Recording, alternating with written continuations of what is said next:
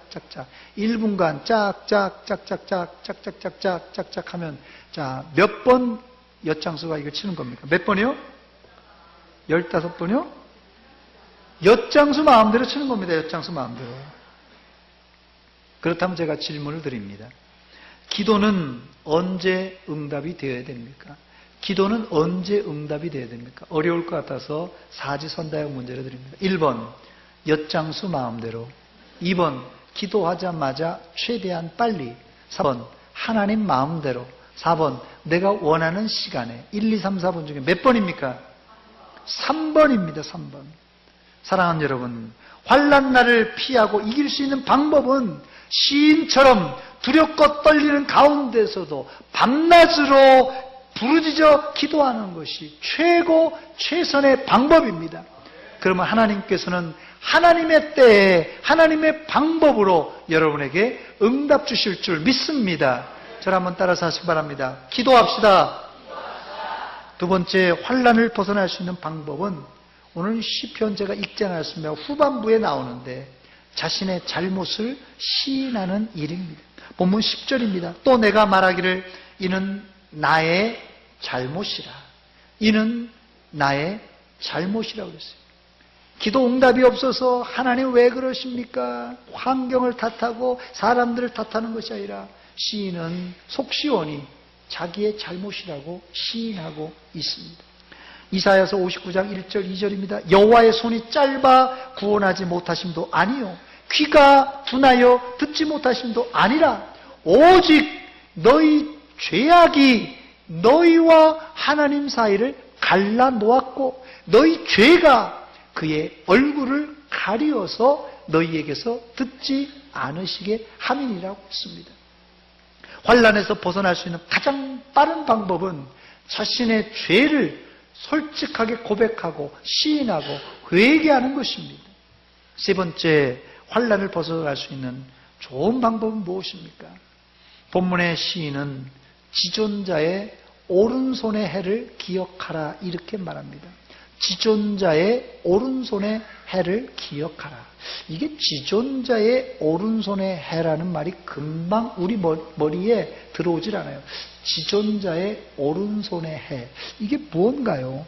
여기 지존자는 하나님을 의미합니다. 또 오른손은 하나님의 오른손을 의미합니다. 이 하나님의 오른손이라는 말은 의로운 손, 능력의 손. 이것이 바로 이 오른손의 의미예요. 그 다음 해라는 말이 뭡니까? 오른손의 해라는 말은 한 해, 두 해, 1년, 2년을 의미하는 말로 시기와 때를 의미하는 말입니다. 이 세 가지 단어를 한번 조합해 보겠습니다. 지존자의 오른손의 해가 무슨 뜻입니까? 하나님의 능력의 오른손을 통한 구원의 시기, 구원의 때라는 뜻입니다. 이스라엘에게 언제 이런 때가 있었습니까? 주석가들은 이 시기를 이구동성으로 출애굽 때라고 이렇게 말합니다. 그래서 본문 12절에는 계속해서 곧 여호와의 일들을 기억하며 주께서 옛적에 행하신 기이한 일을 기억하리이다 이렇게 말합니다. 옛날의 일을 옛적에 행하신 기이한 일, 이게 여러 가지 있습니다만 그 중에 대표가 바로 출애굽하신 일이에요. 우리는 역사와 성경의 기록을 통하여 과거 하나님의 의로운 오른손이 하셨던 기이하고 신비한 일을 우리가 확인할 수가 있습니다. 이 확인은 우리가 그냥 한 번 해서 잘 몰라요. 사람이 기억에 한계가 있기 때문에 그거 사람들이 말이에요. 내가 돈 구워준 건 10년, 20년 지나도 잊지를 않는데 내가 은혜 받은 건 금방 잊어버립니다. 그런데 여기 오늘 본문 12절 말씀 보면 또 주의 모든 일을 작은 소리로 읊조리며 주의 행사를 낮은 소리로 되뇌이리라 이런 말씀이 있습니다. 이 작은 소리로 읊조린다는 말을 한마디로 해서 묵상한다 이렇게 말합니다. 묵상한다는 말을 좀 다른 말로 표현하자면 반복해서 읽고 반복해서 읽고 반복해서 읽고 암송이 되는 거예요. 반복하고 반복하고 암송이 됩니다. 암송이 된 건 머리만 있는 게 아니라 우리 마음까지도 새겨지게 되는 것이에요. 그래서 이 작은 소리로 읊조리고 반복하다 보면 우리의 머리에 들어가 있고 우리의 마음판에 새겨져서 우리 마음속 깊은 곳에 들어간다는 것이에요. 뭘 이렇게 기억하라는 것이에요? 과거 역사, 우리 선조 때 있었던 하나님의 능력의 오른손이 행했던 출애굽과 구원의 역사, 이것을 기억하라는 것이에요. 그때 바로 우리의 현실이 지금은 답답하지만 현실만 바라보지 말고 과거에 역사하셨던 그 하나님의 능력의 오른손을 기억할 때 우리도 이렇게 응답해 주시겠구나, 이런 믿음이 생긴다는 것이에요. 하나님이 반드시 여러분들을 도우시고 도와주실 줄 믿습니다. 반드시 내가 너를 축복하리라. 반드시 내가 너를 들었으리다. 같이 부릅니다. 천지는 변해도 나의 약속은 영원히 변치 않으리. 두려워 말라. 강하고 담대하라. 낙심하며 실망치 말라. 낙심하며 실망치 말라. 실망치 말라. 내 소원 이루는 날 속기오리니 내게 영광 돌리리. 영광의 그날이 속기오리니 내게 찬양하리라. 할렐루야. 하나님 반드시 여러분의 마음속에 하나님의 구원의 역사를 기억하고 되새길 때 반드시 여러분들도 도와주실 줄 믿습니다. 이제 말씀을 정리하고 마칩니다. 하나님이 움직이지 않는, 움직일 수 없는 나무를 운동시키는 방법이 있죠. 하나님이 움직이지 못하는 나무를 운동시키는 방법. 봄에는 봄바람으로, 여름에는 태풍으로, 가을에는 한이바람으로, 겨울에는 매서운 삭풍으로 흔들어댑니다. 물론 이런 바람에 가끔씩 뿌리가 얕게 박힌 나무들은 쓰러지기도 합니다만은 대부분의 나무들은 이런 매서운 바람에 흔들릴지라도 여전히 하늘을 향하여 쑥쑥 잘 성장합니다. 이게 하나님이 나무를 운동시키는 방법입니다. 하나님은 여러분들을 비닐 온상 속에 키우길 원하지 않고 삭풍이 불고 태풍이 부는 광야에서 훈련시켜서 이제 흔들어보고 또 흔들어봐서 더 굵고 튼튼한 성도로 세우시기를 원하십니다. 혹시 이 자리에 구원받았는가? 이렇게 의심이 가는 사람이 있습니까? 내가 구원의 확신이 없어서 내가 구원받았나 안 받았나 의심이 가는 사람들이 있습니까? 아니면 전에는 확신했는데 요즘 믿음이 떨어져서 구원의 확신이 상실되신 분이 있습니까? 여러분, 환경 바라보지 마시고 주만 바라보시기 바랍니다. 주 예수를 믿으라. 그리하면 너와 내 집이 구원을 받으리라고 그랬어요. 주님을 부르시기 바랍니다. 주님을 믿는 자 구원 주시겠다고 약속하였어요. 이게 구원입니다. 특별한 게 구원이 아니에요, 여러분들. 그러나 이런 확신을 마귀 사탄들은 봄에는 봄바람으로, 여름에는 태풍으로, 겨울에는 삭풍으로 사정없이 흔들어댑니다. 이럴 때 저는 절대 흔들리지 마라 이렇게 말씀드리고 싶지 않아요. 흔들릴 수 있습니다. 목사도 흔들릴 수 있습니다. 그러나 여러분, 흔들려도 이 한 가지 사실을 기억하시기 바랍니다. 하나님은 영원하시고 전능하시고 한번 구원하시기로 한 사람은 끝까지 책임진다는 사실입니다. 그러면 흔들렸다도 다시 확신으로 돌아올 수가 있어요. 이것만 믿으면 우리가 흔들렸다가도 다시 돌아올 수 있습니다. 여러분들이 이제 1000번을 흔들려도 두려워하지 마세요. 1000번을 흔들려도 1001번 돌아오시면 됩니다. 예, 간단해요. 1000번 흔들려 괜찮아요. 1001번 돌아오시면 됩니다. 아무쪼록 흔들리는 가운데 주님만 바라보시고 그 믿음으로 천국 가시기를 주의 이름으로 축원합니다. 기도하겠습니다. 이 시간 기도할 때 하나님, 환경과 상황에 흔들리는 이런 연약한 믿음을 가졌습니다. 하나님, 큰 믿음 주시옵소서. 한 목소리를 같이 기도합니다. 하나님 아버지, 이 시간 하나님, 흔들리는 연약한 믿음 가졌습니다. 하나님, 우리를 강하게 하시고 담대하게 하시고 큰 믿음 주시옵소서. 아버지여, 믿음 없음을 도와주시옵소서. 우리의 믿음 없음을 도와주시옵소서. 아버지, 강하고 담대한 믿음 하나가 주시옵소서. 아버지, 아버지, 아버지,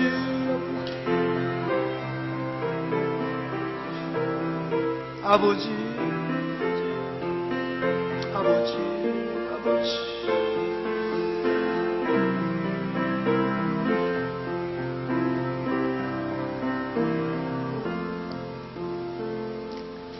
하나님 아버지, 이 아침에 저희들 우리의 믿음이 확고한가, 구원의 확신이 있는가 점검해 보았습니다. 그럼에도 불구하고 우리는 상황과 환경에 따라 이리 밀리고 저리 밀리며 흔들렸던 연약한 종들입니다. 이 시간 성령께서 우리 마음에 확신을 불어넣어 주시옵소서. 그래서 어떤 환난 비바람이 불어올지라도 주님만 바라보고 승리하게 하여 주시옵소서. 예수님의 이름으로 기도하옵나이다. 아멘.